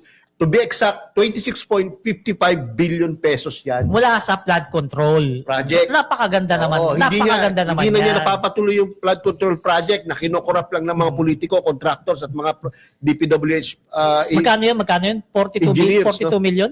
26.55 billion pesos. Billion? Oo. Naku, ilang classroom kaya yan mapapagawa ng administrasyon ni Pangulong Bongbong Marcos dyan sa 26 billion na yan? Napakadami. Ilang bata kaya ang mapag-aaral ng libre niyan? Correct. Totoo yun. Tapos yan pa yung papababain? Okay, Tapos yung papapalit? Bangungot? Eto, iba pang... Ay, speaking of bangungot, Oh. hindi natuloy ang impeachment, di ba? Hindi Oo. natutuloy. Oh. Baka yan na baka si Boying Rimulya magpatigil ang bangungot natin ng mga taong bayan. Baka diretso kulong na yan. Ay, yun nga. No, isa sa mga asahan natin. Kasi yan. alam naman natin, ang trabaho ng ombudsman, ipakulong ang mga magnanakaw ng mga politiko lingkod bayan. Correct.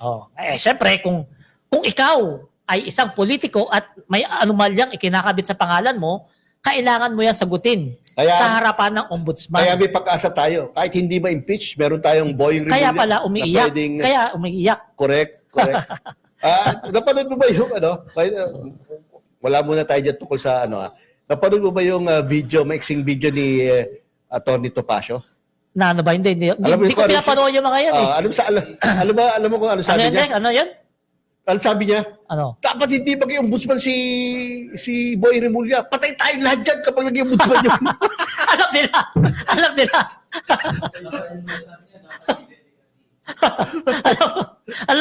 Alam niya.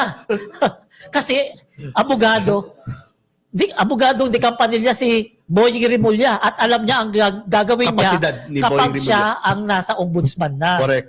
Kaya talagang lahat ng bagay na ginagawa nila para mapigilan yun. Kaso, na-appoint na. So wala siya. Kaya nga sabi ko dyan sa Bureau of Jail and Penology Management, Bucor, linisin nyo na yung mga VIP rooms dyan kasi baka may makulong tayo next year na mataas-taas na politiko. Correct. Ha? Correct. O baka may makulong tayo dyan, kaya linisin nyo na, pabanguin nyo na maarte yun eh.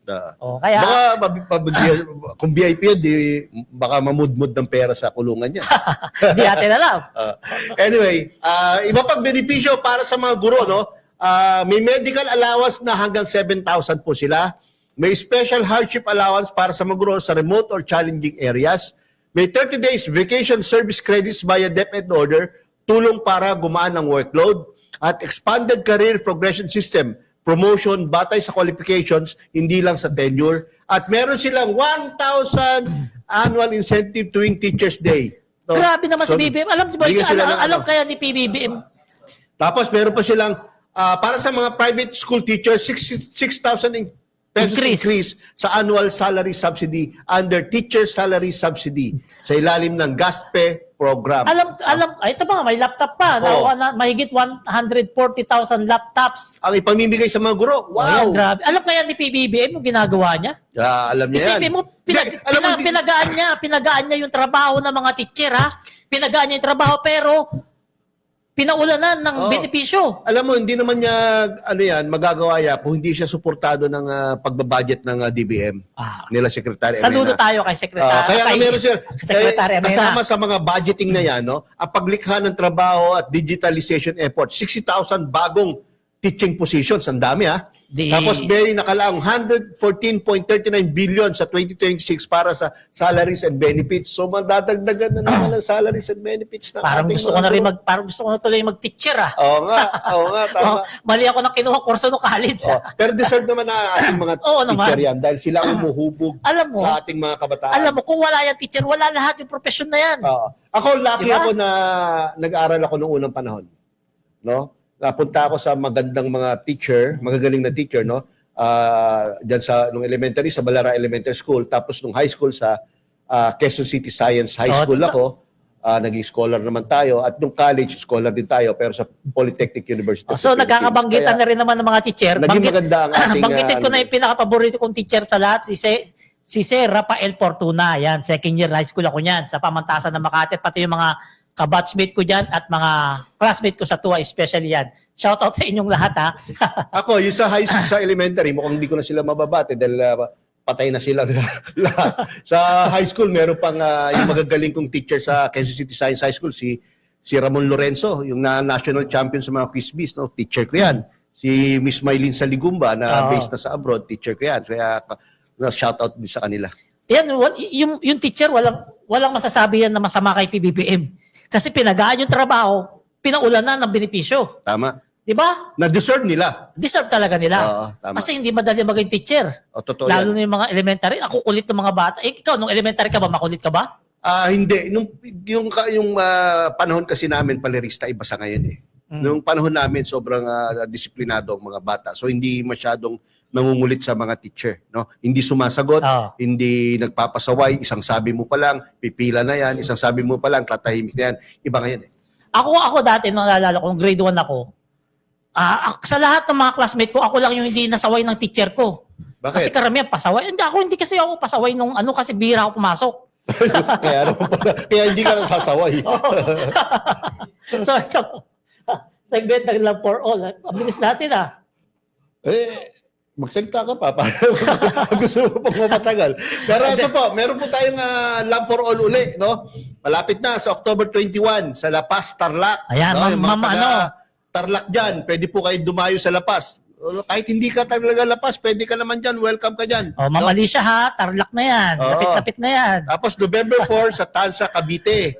At sa November 18 sa Bago City, Negros Occidental. Ay, dyan masarap. Uy, maganda dyan.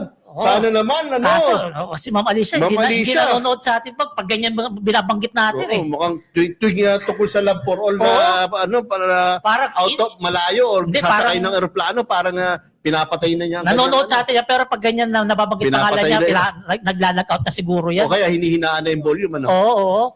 O, ito sa October 21, Lapas Tarlac. Ano bang meron dyan sa Love for All sa mga hindi pamilyar dyan, Yam? Nako, lahat po ng mga medical needs o concerns ng ating mga kababayan dyan sa Tarlac, especially sa La Paz, no, ay pwede po kayong tulungan dyan sa Love for All. No? Kung magpapakonsulta po kayo, papacheck up po kayo, papatest po kayo, no, pumunta lang po kayo dyan. Kung kailangan niyo po ng gamot, vitamins, pumunta po kayo dyan. Kung meron po kayo problema sa SSS, GSIS, TESDA, at iba pang ahensya ng gobyerno, pumunta lang po kayo dyan. Kung meron po kayo legal problem, pumunta lang po kayo dyan. Andyan po lahat, pwede po kayo matulungan sa At araw na yan. libre yan. Libre po yan, libre po yan. Oh, At ang pinaka-importante, kahit Charity na naman, ba? charity ba? Alam niyo ba yung charity ba? Yung binabanggit namin ni charity ba?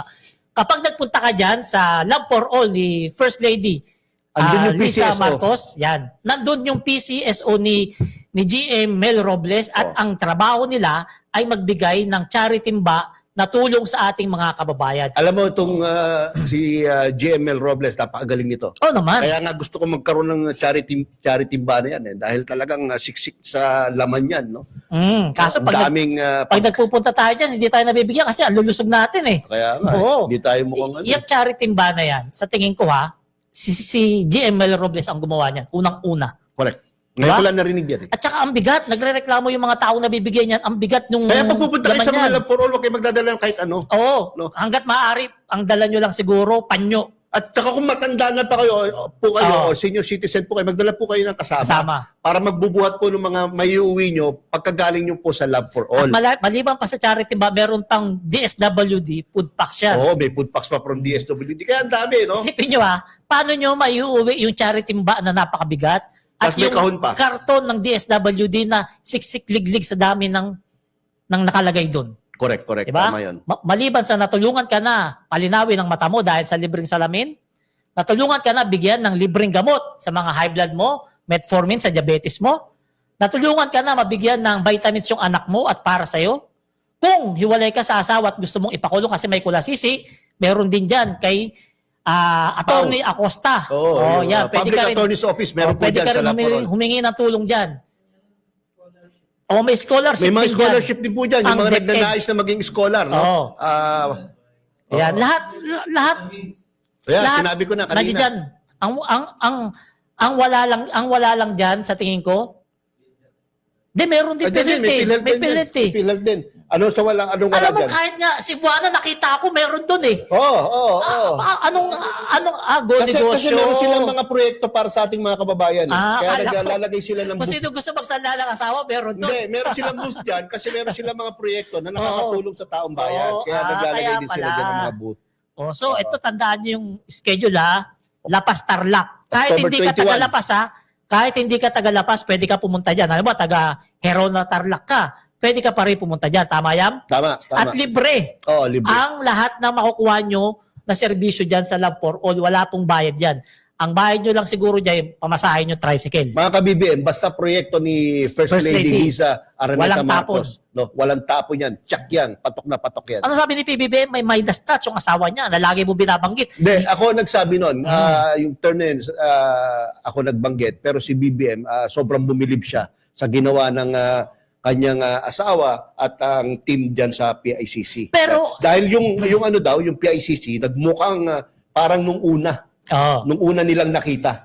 No, it's Tama, shiny video and daw tayo. bright, no, yung PICC. Andyan si First Lady Imelda Marcos, kung di ako nagkakamali, PICC, tama? Oo.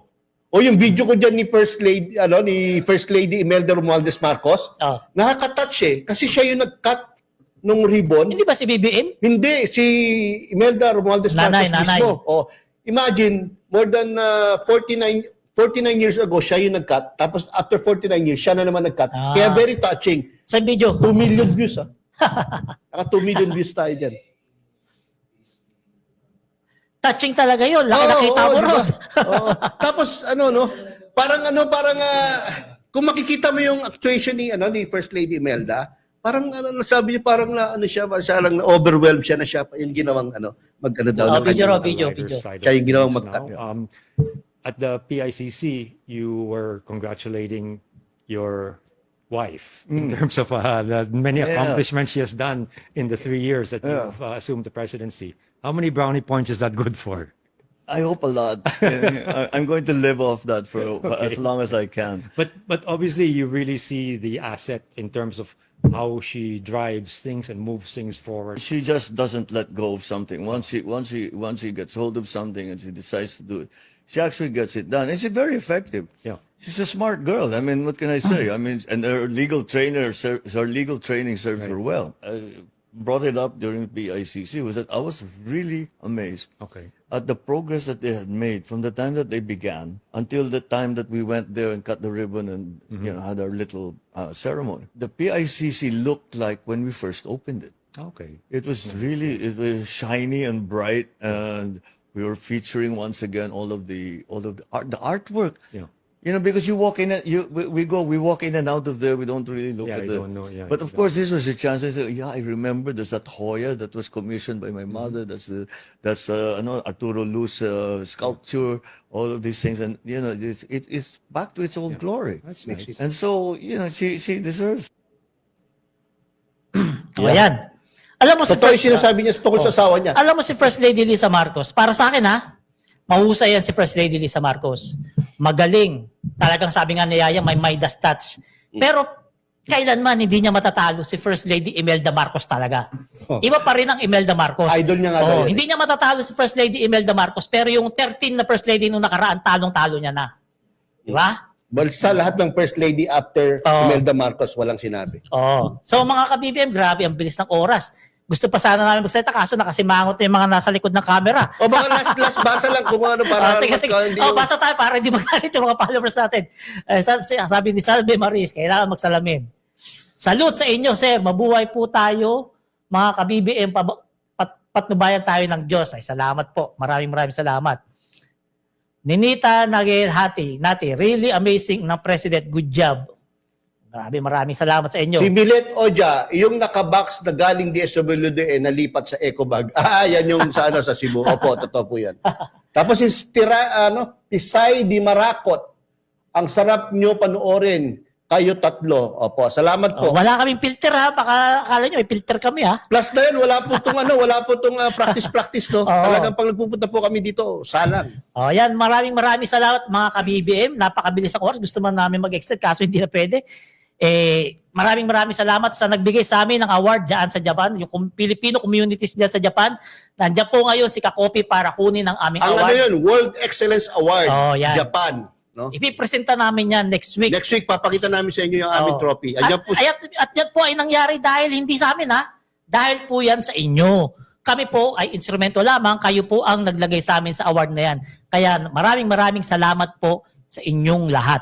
It only means na yung pagbabalita pala o pag-uusap tungkol sa mga magandang nagagawa ng administrasyon, lalo na ng ating Pangulong Bongbong Marcos at kanyang asawa, si Lisa Araneta Marcos, ay isang magandang programa. No? Na hindi lang puro paninira, hindi lang puro bad news ang nire-report, ay nabibigyan pala ng mga parangal tulad Yes ito. naman. So maraming salamat mga ka-BBM, mga kapalit sa mga kayayam. Hanggang sa muli, magandang gabi po sa inyong lahat. Magandang gabi po sa inyong lahat. I-follow nyo lang po ang aming individual pages. Kasama na po ang aming executive producer, si Mark Ian Everyday, si 31 Million Movement, ang Bagong Pilipinas Studios na talagang laging naandyan para alalayan kami sa aming podcast. At yung kay Palerista TV, kay Ka-Coffee, at yung sa akin po, Yayam Dizon. Maraming salamat po. So, sa muli, maraming salamat po sa 21 episode natin na to. Good night po.